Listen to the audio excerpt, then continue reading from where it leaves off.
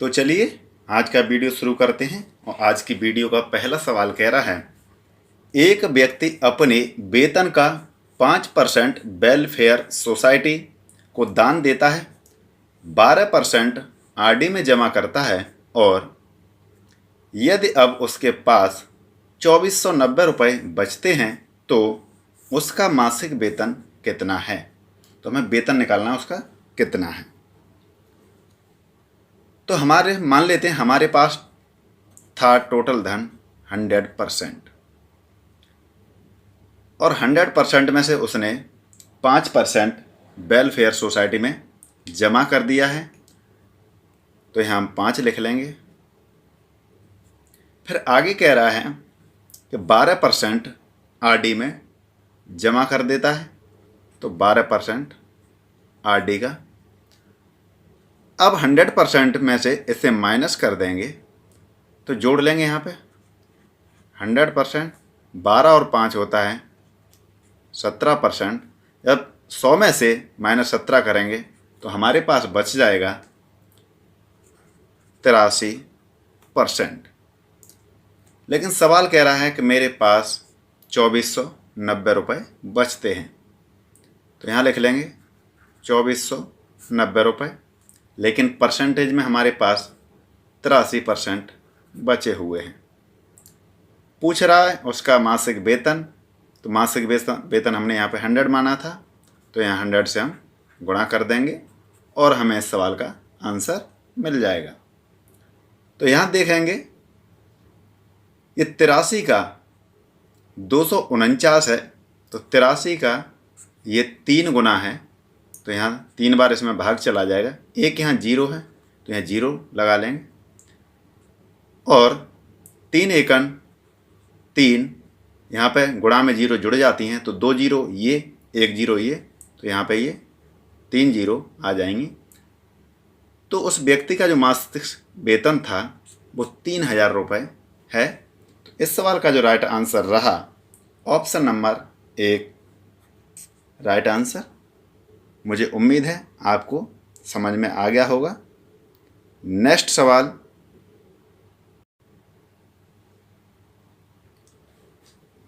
सवाल कह रहा है, एक व्यापारी अपने पूंजी का 50% अपने कार्यकर्ताओं के वेतन पर तथा पूंजी का 33/1/3 वस्तुओं की खरीद पर व्यय मीन्स होता है खर्च करता है। यदि उसके पास 6000 रुपये नगद बचे हों तो उसकी पूंजी है। जब भी इस तरह का सवाल मिले तो देखो इसको समझना किस तरह है, थोड़ा शॉर्ट तरीके से समझाऊंगा। 50% का मतलब होता है 1/2। 1/2 कैसे आता है, तो हम लिखेंगे 50% का मतलब नीचे 100 आएगा।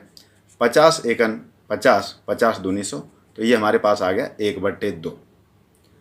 33/1/3% का मतलब होता है 1/3। 1/3 आएगा कैसे वो समझ लीजिए। 33/1/3 परसेंट के लिए, तो यहाँ परसेंट पहले 33 3 99 100/3 परसेंट लगा हुआ है। तो या तो आप इसमें 1/100 से गुणा कर दीजिए या नीचे डायरेक्ट 2 0 लगा दीजिए। तो मैं यहाँ पे 2 0 लगा देता हूँ। 2 0 से 2 0 कैंसिल हो जाएंगी, तो यहाँ पे बचा हमारे पास 1/2 3। अब करना क्या है आगे, 1/2 पहले उसने कार्यकर्ताओं पर खर्च कर दिया और फिर 1/3 वस्तुओं पर खर्च कर दिया, 1/3 लिख लेंगे। अब इन दोनों को आपस में जोड़ लेंगे। अब करना क्या है, 3 और 2 का एलसीएम लेना है। तो 3 और 2 का एलसीएम लेंगे तो हमारे पास आ जाएगा 6। 6 ये वो संख्या निकल के आई है जो हमारी कुल पूंजी को दर्शाएगी। अब 2 का भाग इसमें देंगे, 2 3 6, 3 एकन 3, 3 दूनी 6, 2 एकन 2। ये वो हिस्सा निकल करके आएगा ऊपर जो उसने कार्यकर्ताओं के वेतन पर और वस्तुओं की खरीद पर खर्च किया। तो हम इसे जोड़ लेंगे, 3 और 2 5/6। 5 हमें वो दर्शा रहा है जो उसने कार्यकर्ताओं और वस्तुओं पर खर्च किया और 6 हमारी टोटल पूंजी को। तो अगर हमारे पास टोटल 6 थे, 6 में से 5 हमारे खर्च हो गए, तो हमारे पास बचा क्या? 1। लेकिन सवाल कह रहा 1 ना बच करके 6000 बचता है, तो 1 की वैल्यू हमें 6000 दी है। तो पूछ रहा है नगद उसकी पूंजी, तो उसकी पूंजी यहाँ पे कितनी है? 6। तो हम 6000 में 6 से गुणा कर देंगे तो हमें पता चल जाएगा। तो 6 6 36 3 0। तो यही इस सवाल का राइट आंसर रहा, और मुझे उम्मीद है आपको समझ में भी आया होगा। तो इसका जो राइट आंसर रहा ऑप्शन नंबर 3। नेक्स्ट सवाल,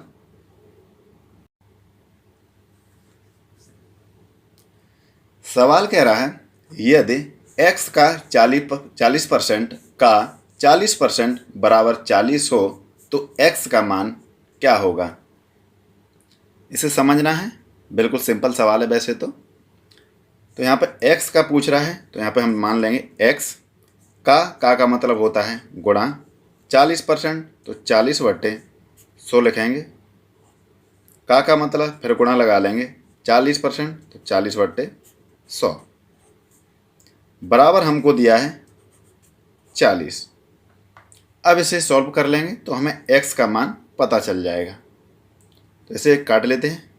20 दूनी 40, 20 पंजे 100, 20 दूनी 40, 20 पंजे 100, 2 दूनी 4, और 4 से इधर ये कट जाएगा आपस में, इधर आ जाएगा 10,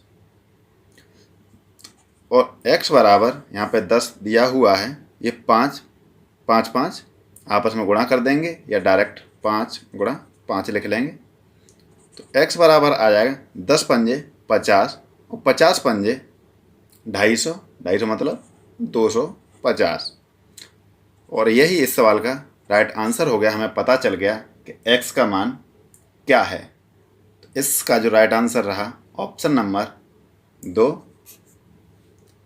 नेक्स्ट सवाल,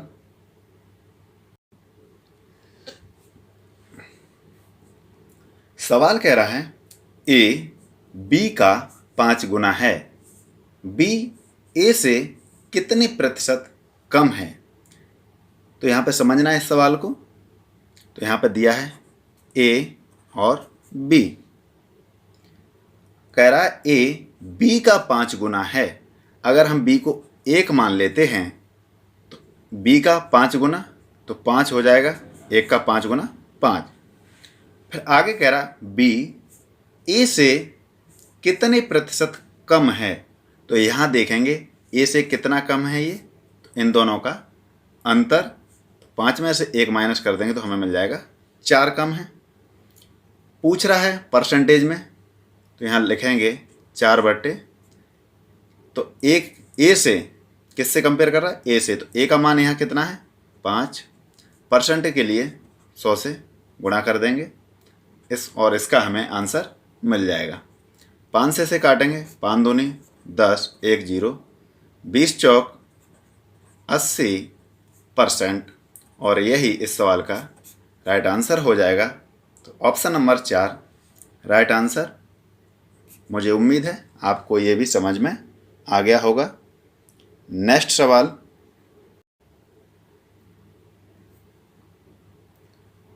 सवाल कह रहा है यदि दो संख्या एक तीसरी संख्या की क्रमशः 20% और 50% हैं तो उन दोनों संख्याओं में अनुपात है। जब भी इस तरह का सवाल मिले तो हमें यहाँ पर मान लेते हैं कि तीसरी संख्या है, तो यहाँ पर 3 संख्याएं रही होंगी, पहली, दूसरी, तीसरी। कह रहा तीसरी संख्या की, तो हम तीसरी संख्या को मान लेते हैं 100%। फिर आगे कह रहा 20% और 50% हैं। अगर 100 का हम 20% निकालेंगे तो 20 ही आएगा, तो यहाँ हम लिख लेंगे 20%, और 100 का 50% निकालेंगे तो 50 ही आएगा। अब पूछ रहा है कि उन दोनों संख्याओं में अनुपात क्या है। तो यहाँ पे अनुपात पूछ रहा है, तो अनुपात हम कर लेते हैं। तो इसका पहली और दूसरी का अनुपात तो यहाँ देखो परसेंटेज से परसेंटेज कट जाएगा, 1 जीरो से 1 जीरो कट जाएगी और ये हमारा अनुपात आ जाएगा 2:5 और यही इस सवाल का राइट आंसर हो गया। तो ऑप्शन नंबर 1 राइट आंसर। मुझे उम्मीद है ये भी आपको समझ में आया होगा। नेक्स्ट सवाल,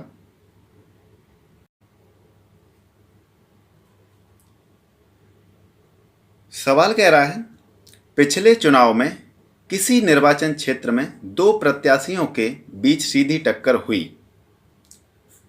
एक प्रत्याशी 40% वोट पाने के यहाँ पे होगा बाद भी 10,000 मतों से पराजित का मतलब हार गया, पराजित हुआ। कुल वैध मतों की संख्या क्या थी? तो जब भी इस तरह का सवाल मिले हमें 100% मान लेना है।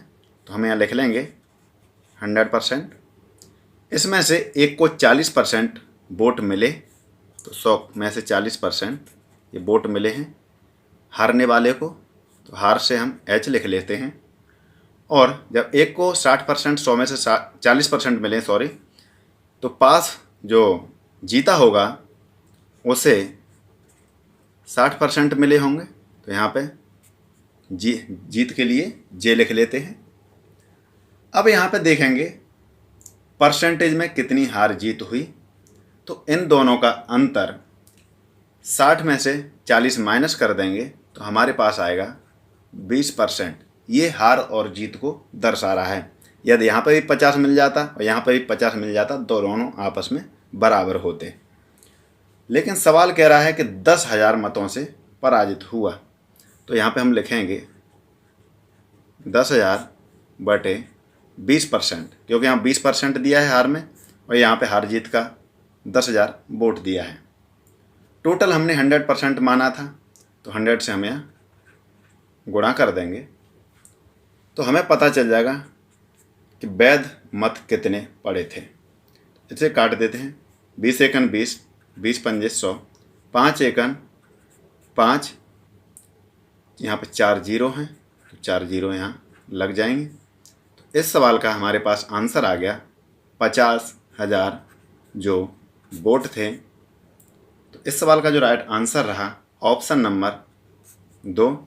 मुझे उम्मीद है आपको अच्छे से समझ में आया होगा।